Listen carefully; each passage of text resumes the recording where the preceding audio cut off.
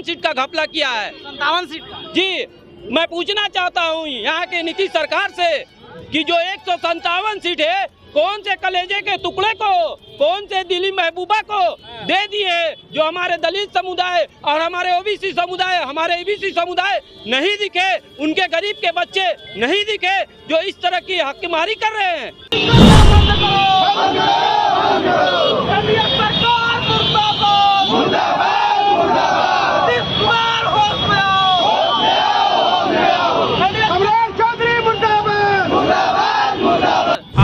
खुली लफ्ज में कह दिया उनके जो कलेजे के लगते जिगर, लगते टुकड़ा, जानो जिगर, पता नहीं कौन कौन है ये जो उन लोगों को दे रहे हैं।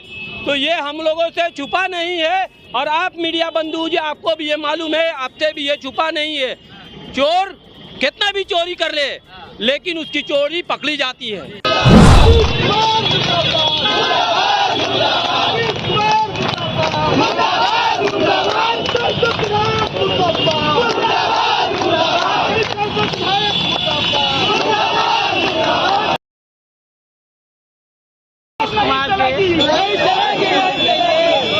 ये देखिए पेट्रोल डाल करके जो है वो नीतीश कुमार का पुतला फूका गया है।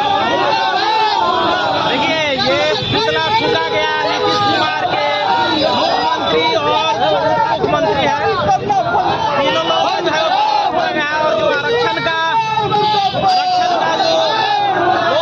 है उसमें जो है वो पट्टियां जलाई जा रही है, क्योंकि जिस प्रकार से आरक्षण की हकमारी हो रही है, रिजर्वेशन की हकमारी है, उस चीज को लेकर के देखिए यार।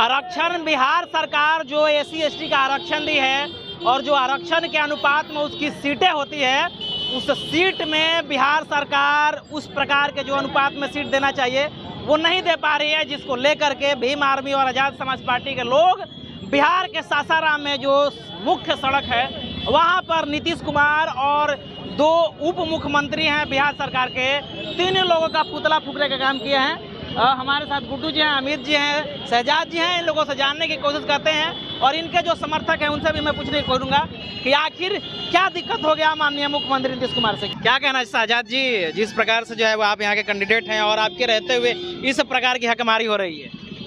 मैं आपके चैनल के माध्यम से मैं उस सरकार को ये चेतावनी देना चाहता हूँ कि आप संभल जाएं, होश में आए, क्योंकि आप सिर्फ हमारे दलित समुदाय को नहीं, ओबीसी समुदाय को, ईबीसी समुदाय को, सभी को ठग रहे हैं।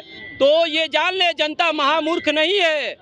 आपको बता देगा कि जिस तरह से आपने आरक्षण रोस्टर के हिसाब से आपने जो हकमारी किया है, आपको ये बता देना चाहता हूँ कि हकमारी में अभी सहायक प्रशाखा पदाधिकारी का जो 1064 सीट था उसमें ईबीसी ओबीसी मिलाकर टोटल जितनी सीट होनी चाहिए उसमें इन्होंने 157 सीट का घपला किया है। 57 सीट का? जी, मैं पूछना चाहता हूँ यहाँ के नीतीश सरकार से कि जो 157 सीट है कौन से कलेजे के टुकड़े को, कौन से दिल्ली महबूबा को दे दिए जो हमारे दलित समुदाय और हमारे ओबीसी समुदाय, हमारे ईबीसी समुदाय नहीं दिखे, उनके गरीब के बच्चे नहीं दिखे जो इस तरह की हकमारी कर रहे हैं और बोलते हैं कि हम सबका साथ और सबका विकास लेके चलते हैं। अरे झूठे मक्कार ही बोलना करना बंद करें, क्योंकि अब जनता जाग चुकी है और इस बार इनको जड़ से उखाड़ कर फेंक देगी, क्योंकि हमारी आजाद समाज पार्टी के सारे कार्यकर्ता जागरूक हो गए और जनता जान रही है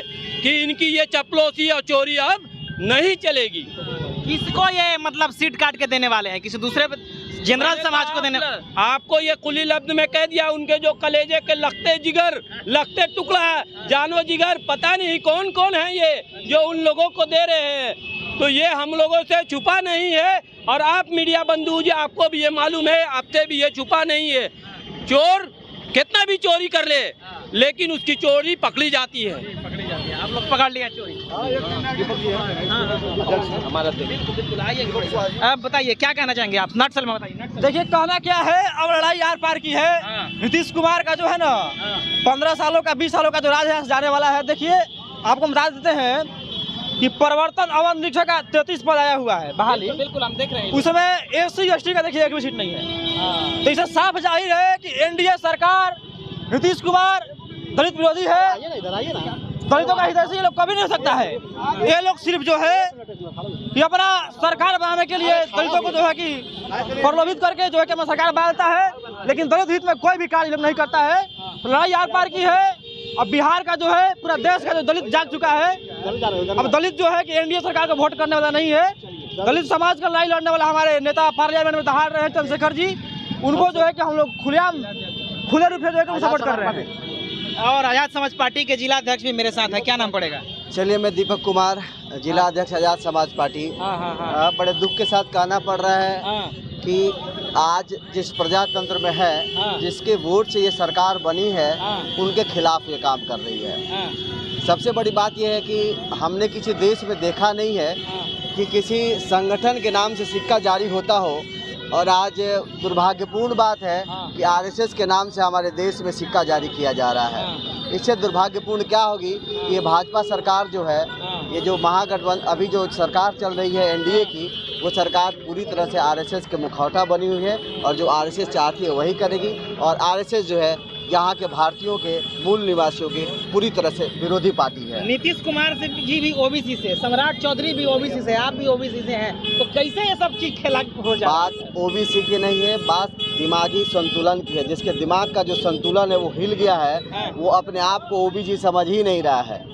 वो ओबीसी के खिलाफ वो उस स्तर पर पहुंच गया है, वो अब खुद ओबीसी, SC/ST और के खिलाफ वो काम करना शुरू हो गया, ताकि उसी के बीच के लोग उसका पीछा नहीं कर पाए। आज स्थिति ये बन रही है। तो ये आज़ाद समाज पार्टी और भीम आर्मी ये ठान चुकी है कि हम अब ऐसा होने नहीं देंगे, और हम लोग सड़क से सदन तक पहुंचेंगे। चलिए, सड़क से सदन तक पहुंचेंगे। बिल्कुल। क्या कहना चाहेंगे बताइए। जी, मैं कमलेश पासवान मीडिया प्रभारी हूँ, बोलिए। भीम आर्मी का। और मैं ये कहना चाहता हूँ कि जितना मजनू भी नहीं पिटाया लैला के प्यार में, और उतना बेरोजगार पिटाया नीतीश जी के सरकार में। इनका जो है बेरोजगारी के साथ साथ जो है ये आरक्षण में जो कटौती कर रहे हैं, हम लोग इसका घोर विरोध करते हैं, घोर विरोध करते हैं। और आने वाले समय में इनको जो है हम लोग बताएंगे अब की चुनाव में कि ये किस तरह से जो है आरक्षण विरोधी सरकार चला रहे हैं। चौकीदार हो, दफदार हो, टीचर हो, सबको जो है ये पिटवा रहे हैं रोड पर, और ये आरक्षण में जो कटौती कर रहे हैं, इस पर हम लोग घोर विरोध करेंगे, और आने वाले समय में इनको वोट की चोट से बताएंगे। यही हम लोगों का है कि हम लोग का आरक्षण में क्यों कटौती हो रही है, क्या ये जो है दलित और दलित के हितैषी ये जो है सरकार काम नहीं कर रही है। इस पर हम लोग पूरा अपना घोर विरोध जता रहे हैं।